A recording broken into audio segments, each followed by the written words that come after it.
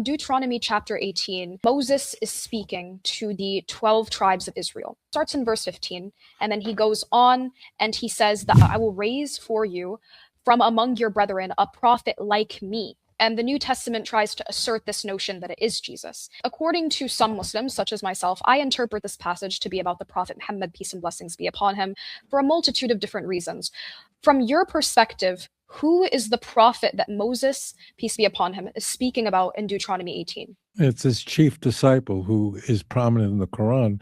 His name was Yehoshua ben Nun, Joshua, who was the primary disciple of Moses of blessed memory. The key is, I will put words in his mouth, and you must follow. You must follow what he tells you.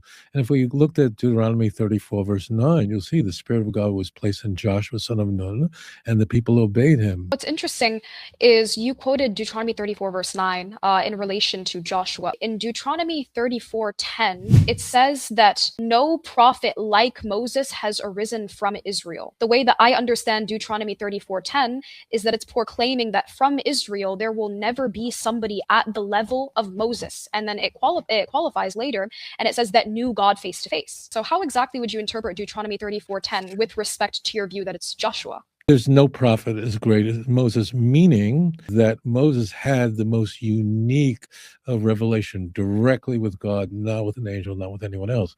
God spoke to Moses in a totally different way than other prophets, whereas other prophets, they were in a sleep or they were in some sort of trance. Moses was completely awake. Moses was completely conscious. I do agree that Moses' revelation was unique in comparison to the other prophets. You are correct about that. What I would differ on is that Muhammad, peace be upon him, did also speak to Allah in the state that you mentioned for Moses, which is not in a sleep-like state or not with necessarily an intermediary, because the Prophet Muhammad received revelation in a multitude of different ways, some in the form of dreams, some with the angel Gabriel, peace be upon him, in between. And there was also a direct instance where he did speak to Allah directly. And this is something that is held within Orthodox Islam.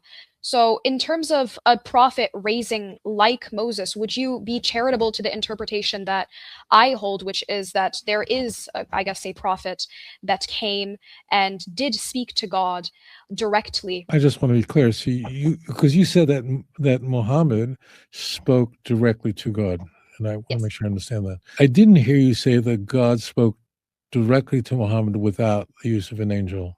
Oh, he did, yes. In the instance, the Prophet Muhammad, peace be upon him, speaks directly to Allah, and Allah responds back without an intermediary.